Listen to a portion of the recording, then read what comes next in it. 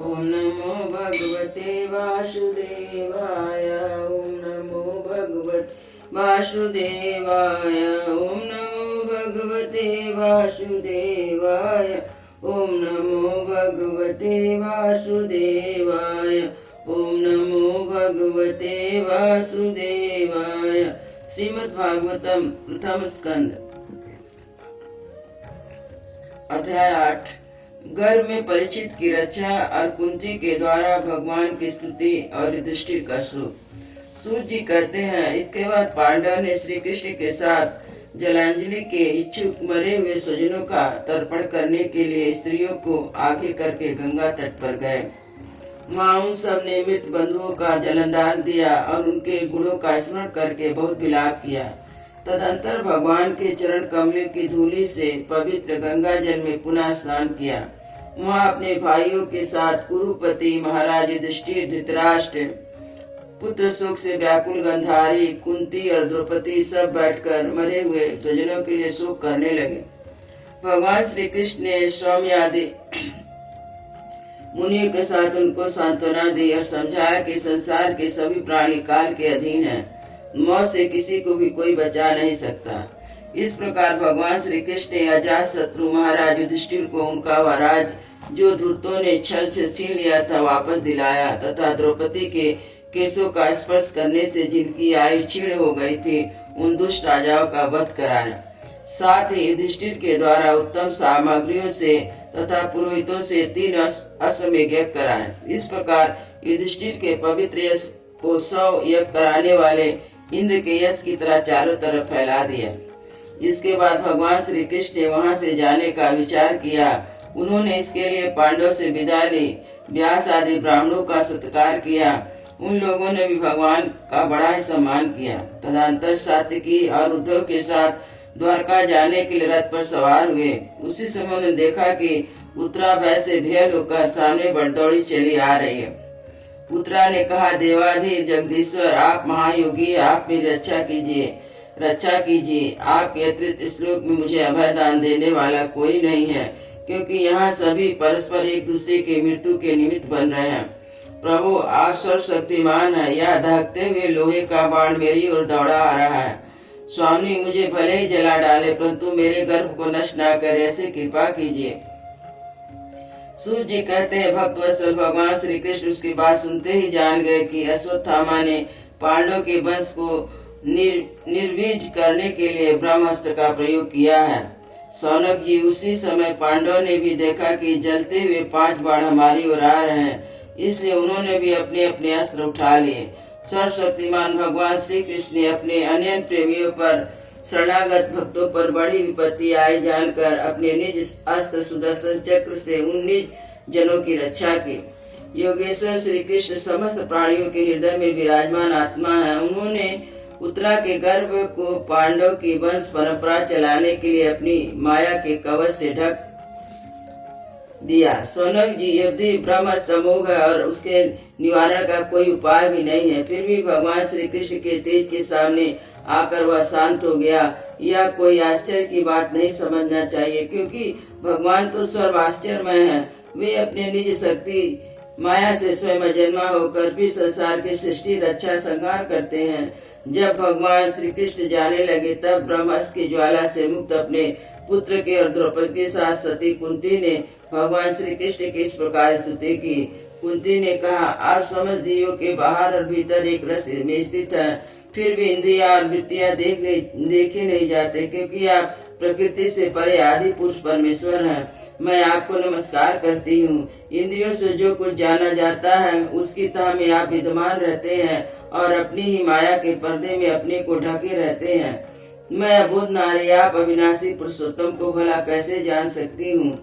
जैसे मूढ़ को लोग दूसरा वेश धारण किए हुए नट को प्रत्यक्ष देख कर भी नहीं पहचान सकते, वैसे ही आप दिखते हुए भी नहीं दिखते हैं। आप शुद्ध हृदय वाले विचारशील जीवन मुक्त परमहंस के हृदय में अपनी प्रेममयी भक्ति का सृजन करने के लिए अवतरण हुए हैं। फिर भी हम अल्पबुद्धि श्री आपको कैसे पहचान सकती हैं। आप श्री कृष्ण वासुदेव, देवकी नंदन, नंदगोप के लाडले लाल गोविंद को हमारा बारंबार प्रणाम है, जिनकी नाभि से ब्रह्मा का जन्म स्थल कमल प्रकट हुआ है, जो सुंदर कमलों की माला धारण करते हैं और जिनके नेत्र कमल के समान विशाल और कोमल हैं, जिनके चरण कमलों में कमल का चिन्ह है श्री कृष्ण, ऐसे आपको बार बार नमस्कार है। ऋषि के जैसे आपने दुष्ट कंस के द्वारा कैद की हुई चिरकाल से शोकग्रस्त देवकी की रक्षा की है, वैसे ही पुत्रों के साथ मेरी भी आपने बार बार विपत्तियों से रक्षा की है। आप ही हमारे स्वामी, आप सर्वशक्तिमान है श्री कृष्ण। कहाँ तक गिनाऊं?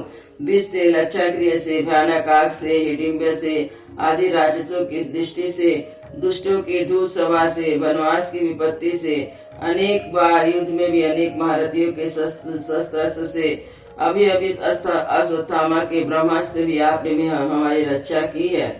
जगत गुरु, हमारे जीवन में सर्वदा पथ पर विपत्तियां आती रहे, क्योंकि विपत्तियों में ही निश्चित रूप से आपके दर्शन हुआ करते हैं। आपके दर्शन हो जाने पर जन्म मृत्यु के चक्कर में नहीं पड़ना पड़ता। ऊंचे कुल में जन्म, ईश्वर, विद्या, संपत्ति के कारण जिनका घमंड बढ़ रहा, वह मनुष्य तो आपका नाम भी नहीं ले सकता, क्योंकि आप तो उन लोगों का दर्शन देते जो किंचन है। आप निर्धनों के पास परम धन है। माया का प्रपंच आपका स्पर्श भी नहीं कर सकता। आप अपने आप में विहार करने वाले परम शांत स्वरूप है। आप ही केवल मुझके अधिपति है। आपको मैं बार बार नमस्कार करता हूँ। मैं आपको अनादि अनंत सर्वव्यापक सबके नियंता काल स्वरूप परमात्मा समझती हूँ। संसार के समस्त पदार्थ और प्राणी आपस में टकराकर विषमता के कारण परस्पर विरुद्ध हो रहे हैं, परंतु आप सब में समान रूप से विचर रहे हैं। भगवान,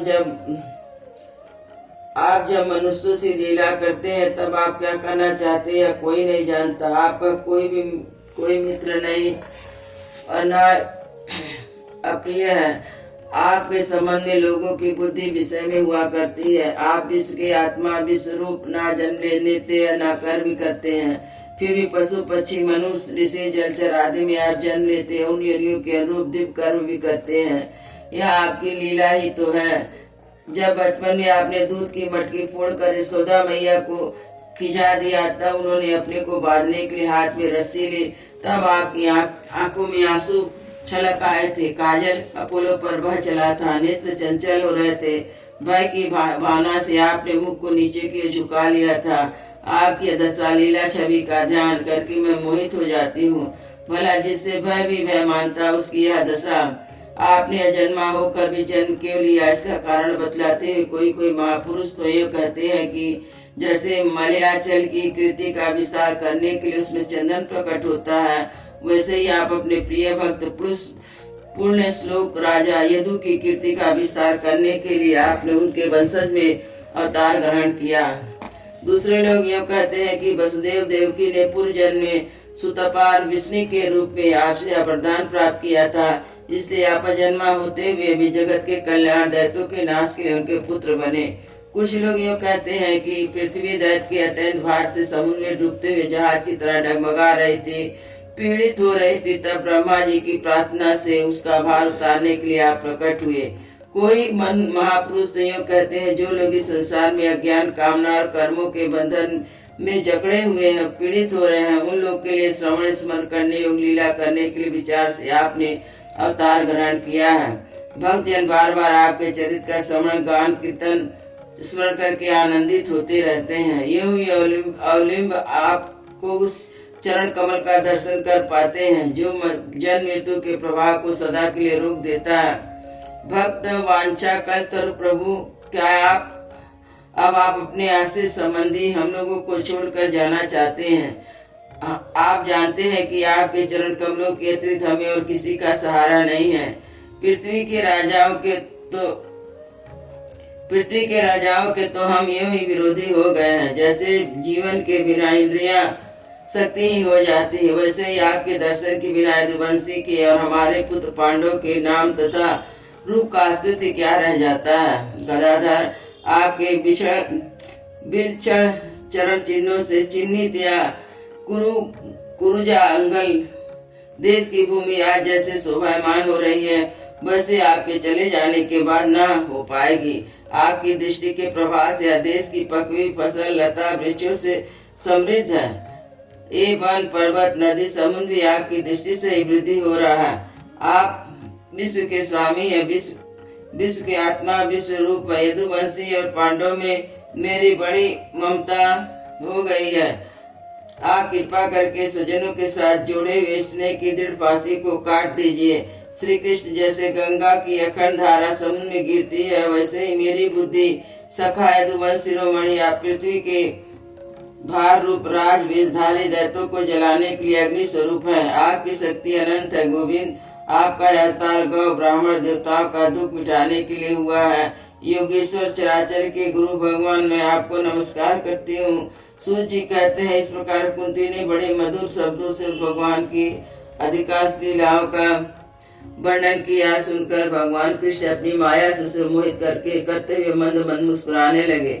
उन्होंने कुंती से कहा, अच्छा ठीक है। और रथ के स्थान से वे हस्तिनापुर लौट आए। वहाँ कुंती और सुभद्रा आदि देवियों से विदा लेकर जब जाने लगे, तब राजा युधिष्ठिर ने बड़े प्रेम से उन्हें रोक लिया। राजा युधिष्ठिर ने अपने भाई बंधुओं के सारे मारे जाने का शोक हो रहा था, तब भगवान की लीला का मर्म जाने व्यास आदि महर्षियों ने और स्वयं अद्भुत चरित करने वाले भगवान श्री कृष्ण भी अनेक इतिहास कहकर समझाया बुझाया।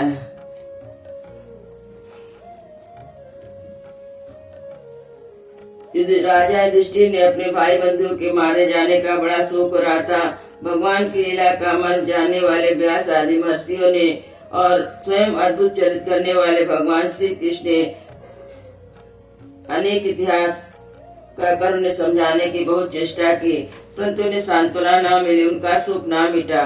सनक आदि ऋषियों ने धर्म पुत्र राजा युधिष्ठिर को अपने स्वजनों के वध की बड़ी चिंता हुई। वे अभियुक्त से स्नेह और मुंह के बस होकर व्याकुल होकर कहने लगे, भला मुझे दुरात्मा के हृदय में बद्ध मूल हुए इस अज्ञान को तो देखो। मैंने सियार कुत्तों के आहार इस अनात्मा शरीर के लिए अनेक अछोड़ी सेना का नाश कर डाला। मैंने बालक ब्राह्मण संबंधी मित्र चाचा ताऊ भाई बंधु गुरुजनों से द्रोह किया। करोड़ों वर्षों में भी नरक से मेरा छुटकारा नहीं हो सकता। यदि शास्त्र का वचन है कि राजा यदि प्रजा का पालन करने के लिए धर्म मुझ में शत्रुओं को मारे तो वह उसे पाप नहीं लगता, फिर भी इससे मुझे संतोष नहीं होता। स्त्रियों के पति भाई बंधुओं को मारने से मेरे द्वारा यहाँ जो अपराध हुआ उसका मैं गृह स्थिति यज्ञ आदि द्वारा मार्जन करने में समर्थ नहीं हूँ। जैसे कीचड़ से गंदा जल स्वच्छ नहीं किया जा सकता, मदिरे से मदिरा की अपवित्रता नहीं मिटाई जा सकती, वैसे ही बहुत से हिंसा बहुल यज्ञों द्वारा एक भी प्राणी की हत्या का प्रायश्चित नहीं किया जा सकता। अयोध्या श्री राम लला की जय, वृंदावन बिहारी लाल की जय, गुरु महाराज की जय।